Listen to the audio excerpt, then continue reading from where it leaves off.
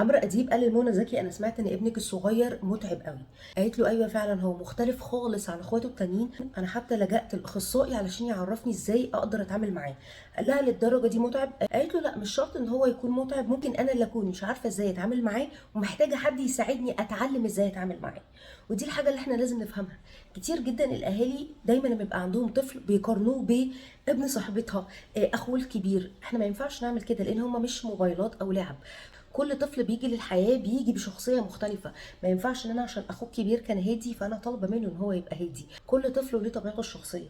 وزمان ما كانش حد بيعرف الكلام ده، فعشان كده للاسف كتير جدا من جيلنا طلع عنده مشاكل نفسيه بسبب الطريقه اللي اهالينا ربوها، لان ما كانوش يعرفوا زيها. لكن في الوقت اللي احنا فيه ده بكل الثوره اللي حاصله في مجال الصحه النفسيه، وقد ايه بقت اكسسبل، وقد ايه حتى لو انت مش جاهزه ان انت تروحي تحجزي مع شخص متخصص في التربيه، انت ممكن تتابعي فيديوهات واكونتات حلوه جدا هتتعلمي منها. صعب ان مع كل ده يبقى انا لسه دماغي بفكر التفكير من 50 سنه، وعايزه الاطفال بتاعتي تطلع هاديه وساكته عشان انا حد ما عنديش الطاقه ان انا اربي. لو انا حد ما عنديش الطاقه ان اربي وتعبانه ومجهده وظروف ماديه وظروف جسديه، حقي ان انا ما اجيبش اطفال.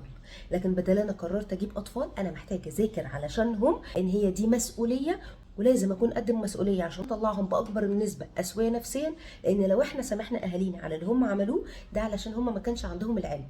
لكن اي حد في جيلي ده قرر انه يجيب اطفال من غير الطريقه الصح انه يربيها، هتشيل ذنبهم. وهم هيكبروا ويعرفوا ان انت كنت السبب في كل مشاكلهم، رغم ان انت كنت ممكن تشتغل على نفسك وتذاكر علشان تطلعهم اسويه نفسيا.